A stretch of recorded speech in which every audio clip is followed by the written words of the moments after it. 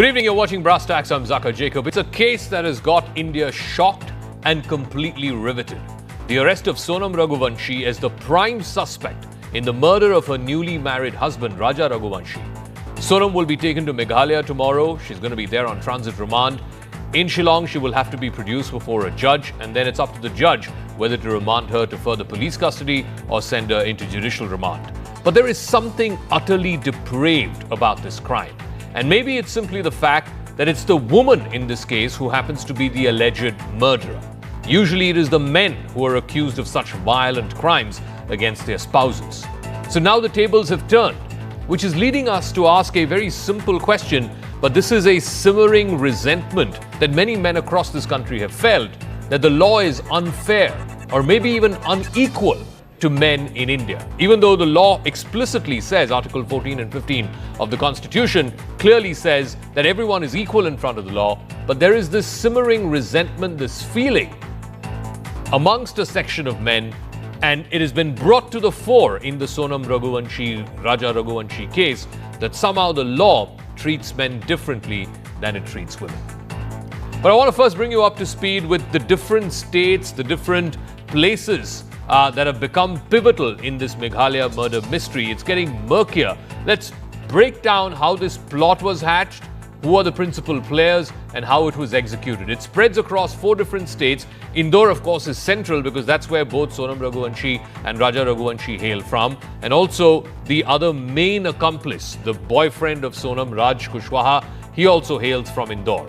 It was just on the 11th of May, just last month, that Raja Raghuvanshi and Sonam Raghuvanshi tied the knot. Shillong is the capital of Meghalaya. It's in the northeast. It's far away from Indore for sure. It's generally not a place that's on the list of honeymoon couples. Raja's family now claims, and that too post facto, that it was Sonam who insisted on going to Shillong. Raja Raghuvanshi's body was found in a gorge in the East Khasi Hills on the 2nd of June. At that time, his wife's body was missing. His wife's body was not found. Both of them were thought to be dead. After the murder, the Meghalaya police claims that Sonam left from Shillong. She fled to Guwahati along with the 3 other assailants, the 3 other accomplices, the paid-for-hire murderers who were there. Sonam, along with these 3 contract killers, stayed in Guwahati for a day before the 4 of them left for different places. Sonam is accused of orchestrating her husband's murder. In a dramatic turn of events, between Sunday night and Monday morning, she surrenders at a dhaba in Ghazipur in eastern Uttar Pradesh. Now, as per the dhaba owner, Sonam reached the eatery around 1 a.m. She asked for help. She wanted a mobile phone to contact her family. It was on her brother's assistance that the dhaba owner then informed the police about where she was. So all fingers seem to be pointing towards the wife Sonam in this case. The police are claiming that Sonam is said to have visited her home after the marriage between the 11th and the end of the month before they left for Shillong. So in that interim, she had gone back to her parents' place. That's where the police are saying that she planned her husband Raja's murder along with her boyfriend Raj Kushwaha. Raja's family claim that it was Sonam who wanted to go to Meghalaya in the first place. She was the one who made all the arrangements, got all the tickets done and so on. Raja was reportedly hesitant to go there, but she managed to convince him. Raja's mother claims that Sonam asked Raja to don a heavy gold chain during their honeymoon trip because the police believe this was to show that he was killed during a robbery attempt.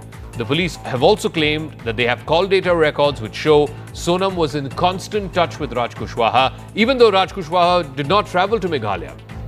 Even when Sonam was with Raja Raghuvanshi during their honeymoon, during their visit to Meghalaya, she even shared the live location with Raj Kushwaha, her boyfriend, who then later shared it with the contract killers. The police further claim that Sonam led Raja to a deserted area where he was eventually murdered by the contract killers, reportedly at the instructions and hired for by Raj Kushwaha. My colleague Preeti has been visiting that area. It's a lonely, desolate spot just off a valley there in the East Khasi Hills, just off Shillong in Meghalaya. Let's listen in to the ground reports that Preeti filed. We are currently on our way to the route bridge, the double-decker route bridge, and also to the homestay where they stayed, Sipra homestay. However, it's very tough, a very difficult terrain to reach, a very long trek to reach Sipra homestay. No tourists we can see here because after the incident also it has hampered. Along with that, because this is a less taken road, so tourists are seen less. But Sonam and Raghuvanshi was going through this road, and on that day when they stayed on the night when they stayed at Sipra homestay, Albert was the person who provided them help as a guide, which Sonam denied.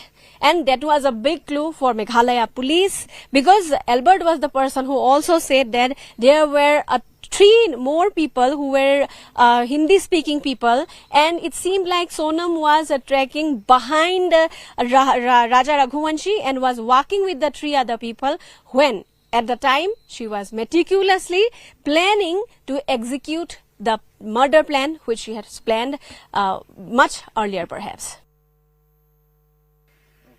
We are at the place where for the last time, the scooty which was rented by Raja Raghuvanshi and Sonam that was parked here. It is Molakhyat, and this is the place where they parked their vehicle, their scooty for the last time. These are the stairs where we are on, which took them to the double-decker route bridge. And near the double-decker route bridge is a homestay where they stayed for the night, and we can say that was the last night of Raja Raghuvanshi, when the next day he was murdered by his own wife, allegedly murdered by his own wife, Sonam. So another proof of Sonam and Raj's involvement is this video. Raj Kushwaha, one of those who's arrested as one of the main suspects behind this plot to kill Raja Raghuvanshi, he was seen at the last rites, the funeral of the deceased Raja Raghuvanshi. In fact, Raja Raghuvanshi's sister, who happens to be a bit of a small-time star on Instagram, in one of her videos on her social media handle, she put out this video, and you can see Raj Kushwaha, who is an accomplice to the murder of this man, Raja Raghuvanshi. He's there at the funeral of Raja Raghuvanshi. He was there trying to console the family. He was partaking in the last rites of Raja Raghuvanshi, despite being fully complicit in the murder of Raja Raghuvanshi. And this is how the police managed to track the missing links to crack this case. Firstly, it was the frequent contacts and the sharing of information, including that of live location between Sonam and Raj Kushwaha, right from Indore all the way to Meghalaya, and then even beyond. Even after she left Shillong and went to Guwahati and then dispersed from there, she was sharing her live location with Raj Kushwaha. Then the police scanned through the wedding videos. They deduced that Sonam was unhappy, and it was apparently during the rituals.